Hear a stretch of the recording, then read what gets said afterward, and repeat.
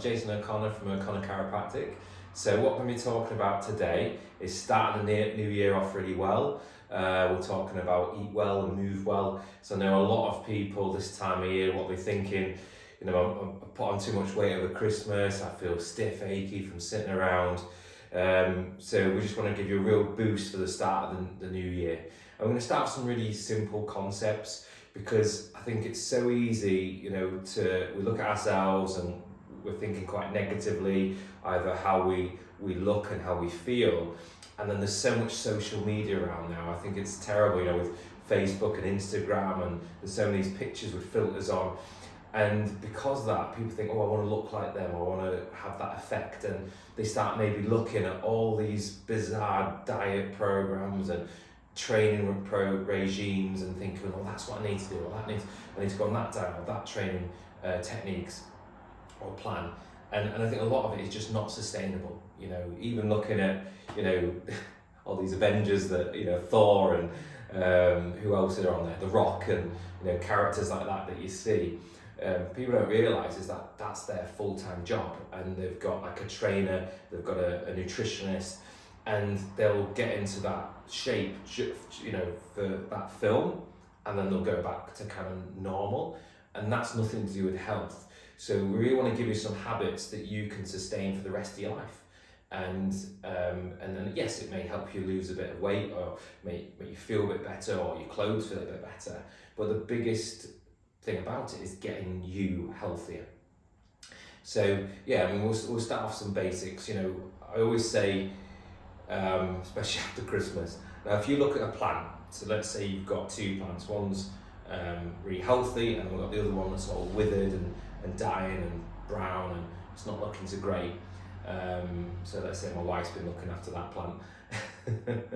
But yeah, what would you do to get that plant healthier again? And if I ask most people, we'd probably usually say, we'll give it some water, or we'll make sure we put it in sunlight, or we'll make sure that it's getting some food. And those are the things that you'd kind of jump to doing first. And if you did those things, what would you tend to expect to see? Probably that, hopefully you're not too late, but yeah, it starts to, flourish again. The leaves start regrowing, or the flowers start opening back out again. It gets greener, it starts to get more upright, and it looks healthy in a relatively short period of time as well. Now, it's funny, all those things you said, we wouldn't think, oh, it needs a special diet, or it needs some medication to get it healthier. You know what that plant needs, but we often forget what our body needs. So it's just basics like drinking more water for ourselves, getting those toxicities out. So things like all the sugar, the alcohol, all those things that we've had way too much of. So reducing those down significantly. I'm not saying eliminate them, because your body will tolerate a certain amount, and you don't want to deprive yourself of things, because that again creates stress. But I always say start by putting good things in. So drinking more water. If you have these cravings, especially early on in January, you still wanting those sugars, try and put good sugars in. Things like go for an apple before you go for a biscuit or a banana. Not banana, a chocolate bar. But yeah, banana and apple, some nuts. So it's a healthy kind of fats, healthy sugars. You never eat an apple and go, oh gosh, I shouldn't have eaten that apple. But how many of you felt, after just a few days after Christmas, New Year, of I'm eating too much. I just want some vegetables. I want to stop the alcohol. I just want to rehydrate. So your body kind of knows. That feeling you get after, oh, I shouldn't have had that dessert. You feel sick, you feel bloated, you feel awful afterwards. So you always know what's good for you. So start putting those good things in. Start making yourself feel good. And what that'll do is also give you more energy, and that'll help move you towards exercise.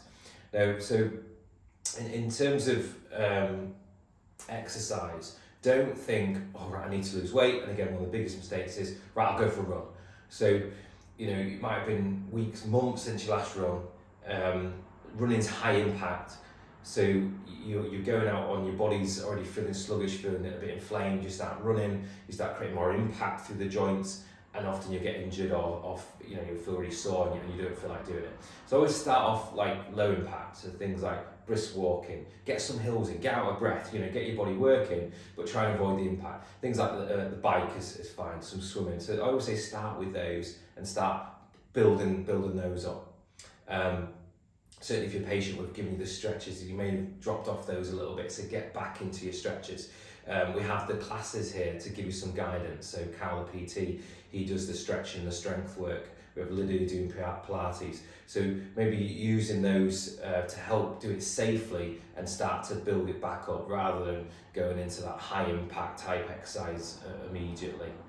But yeah, coming back to the nutrition side of it, you know, always look at, you know, what's your body toxic in and what's it deficient in. So yeah, getting, you know, you'd be surprised how, you know, when you're getting good nutrition, your energy picks up, you feel more like exercising. As you exercise more, you then want to eat the better things. But yeah, plenty of fresh fruit and vegetables, plenty of water, good quality protein, and you know, we recommend to your local butchers, you're getting good healthy protein as well. You know, around here we're very lucky in Yorkshire, it's all free range, all grass fed.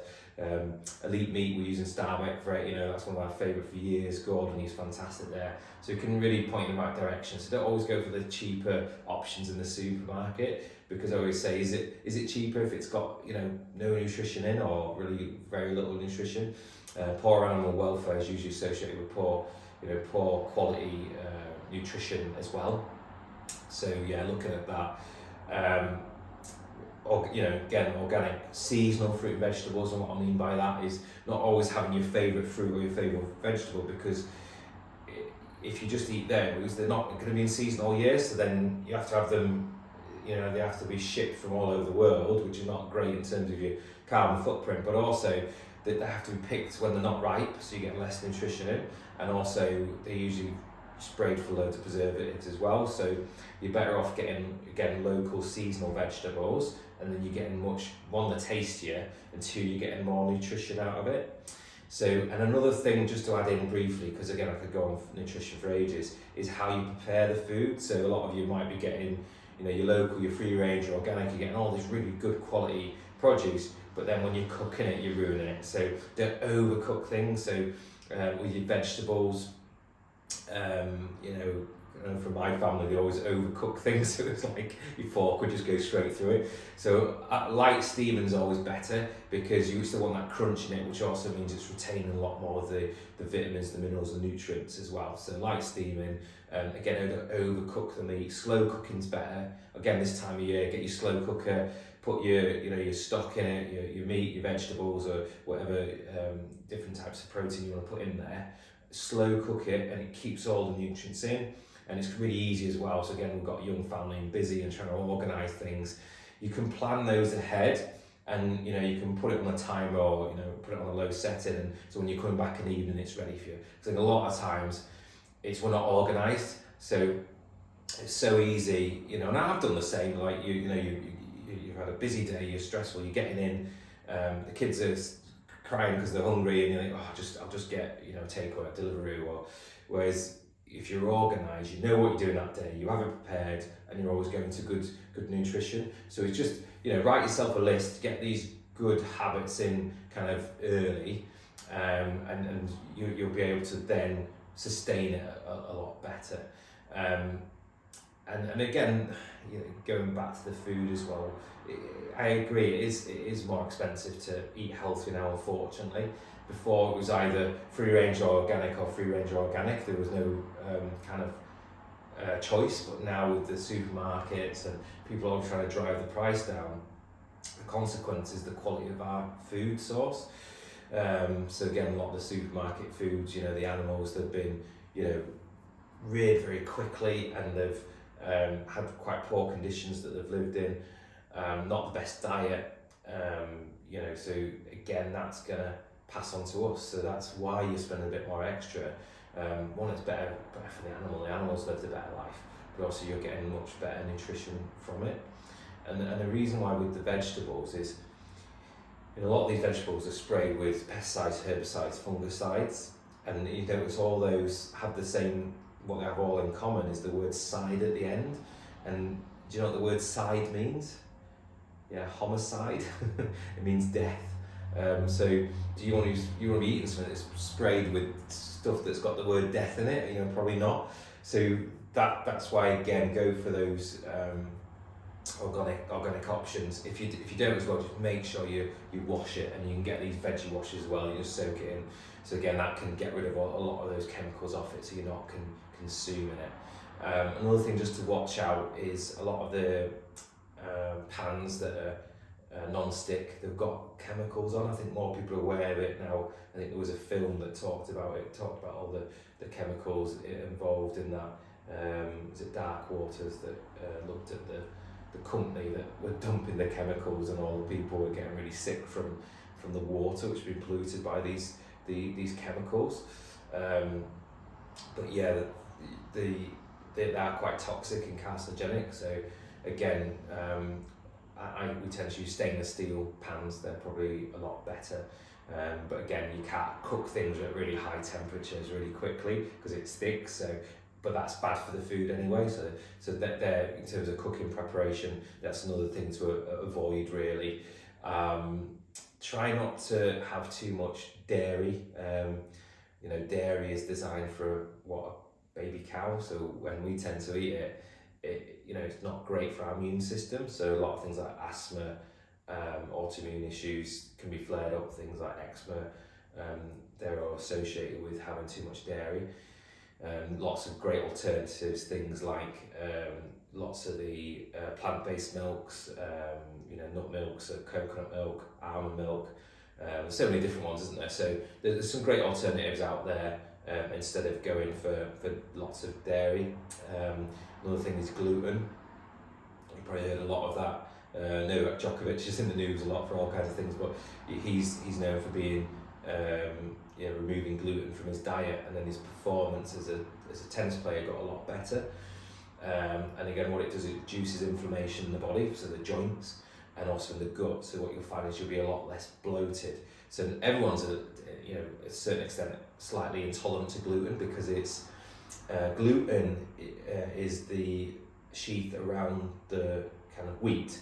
So obviously wheat's a grass, and it's quite interesting because the birds would eat the seeds of the wheat, and it would, because of the glutinous sheath which protects it, it would just go directly through its system, so it would poo that out, and then the grass grows. So that's why it's there. And what we do is we farm it all, grind it all down to make flour or whatever, and that gluten is then in that product. So things like bread, pasta, pastries, all those things afterwards. You'll probably notice that after you had a pizza, full of carbs, full of energy, you think, oh, I'll be full of loads of energy afterwards. But it's the opposite. You feel bloated, lethargic, uncomfortable, and that's because of the gluten. So one of the good things to cut out as well to start the new year, if you've not tried it before, is try and cut out your gluten, or certainly reduce it. So they're the key things I'd start with. Is, as I say, increase your water, decrease your toxins. We all know what those are. So your alcohol, your sugars, reduce your gluten if not eliminate it, reduce your dairy, just increase those fruit and vegetables, and also try not to overcook them, and then get your body moving, because now you've got the energy and you feel better for it, less inflammation in the body. Then you want to start to get yourself moving, but we start with low impact type exercises. Another quick one I want to share with you, because I know more and more people are working from home over Christmas, New Year. We're sat around the table a lot more, sat watching a bit more TV. So a really good stretch I always go through is want to open everything out, open that posture out. It's something called a YWTL, and it's really good for like the chest, the upper back, and trying to avoid that kind of rounded forward head carriage posture. So how you do it is, first one is you create a Y, nice and simple, but like the YMCA but healthier version. So arms straight up, pulling that back, chin away from your chest, looking straight ahead, hold that for about 10 seconds and kind of release, and you're going to do 3 of those. Okay, so 3 Ys, hold it for 10 seconds. Each time try and go a bit further. Make sure your thumbs, they're pointing backwards, and that'll really open it out. Next thing we'll go to, so imagine that's a Y, we're going to go to a W. So exactly the same. Deep breath in, you breathe out, pull that back, thumbs pointing backwards again, hold for 10 seconds, release, do 3 of those. Now we're going to go for an L. So YWTL. So start again. So you've done your Y, your W, your T now with your arms. Thumbs pointing backwards. Really retract those shoulders. Again, chin up, hold for 10 seconds. You've got to release 3 of those. And the final one, is the L. So you've got to use your imagination now, unless you're making an L. And you probably not see much of that because my shoulders are the most flexible, adjusting all you guys. But yeah, so elbows tucked in, bring both arms out, and again try and just turn those thumbs backwards. You really feel it around your shoulder, around the back there, and again you want to hold that for 10 seconds, 3 of those. So just to recap, Y, W, T, and then L. And it's really good at just starting the day, opening that out. And going from there. So as I say, I realise that's a huge area, nutrition, exercise. I just want to start to give you a few tips to start that journey well. We're here to support you. So drop us a direct message, ask me any questions. We've got Carl, who's a personal trainer, he runs the exercise classes. If you haven't been to those, get along today. He can give you some guidance, make sure you're doing things safely. What Carl can also do is write you a personal program along, so he'll know what's going on in terms of all the notes, the x-rays, the tests we've done, and he can write you a personal program that's safe and that's right for you. So he's here to provide that, and he can also run one-on-one PTs with you. Another great one is Pilates. We're always promoting Pilates because it's just so good for your spine, your posture, your general well-being, your mental health. So we do really small one-on-one classes. Well, Lydia does one-on-one classes, but she also does smaller classes that you can get involved in. So there's only like 3-4 people in those classes, and she'll actually design the class for each person that's in there. So let's say you've got an issue with your neck or your back and certain things aren't great for you, she'll say, right, avoid this one, add this one in. So we find that success of them is much better, less likely for any injuries, and more chance that you can move forward with your health and your fitness. And also, if you have got any niggles or injuries, as well as getting checked by me, we've got the massage by Carl, so don't forget that if you're starting to build things up in the new year and you're feeling those aches and pains from upping the exercise. So as I say, any questions at all, just ask me in the clinic, message us or give us a call, and let's help get this 2022 a much healthier, fitter, happier year for everyone. Your most valuable commodity is your health. So really take the time, invest in that, and it's amazing how everything else in life is easier when your body's healthier. So best of luck, guys, and as I say, just contact me if you need any extra help, and I look forward to seeing you in the clinic soon.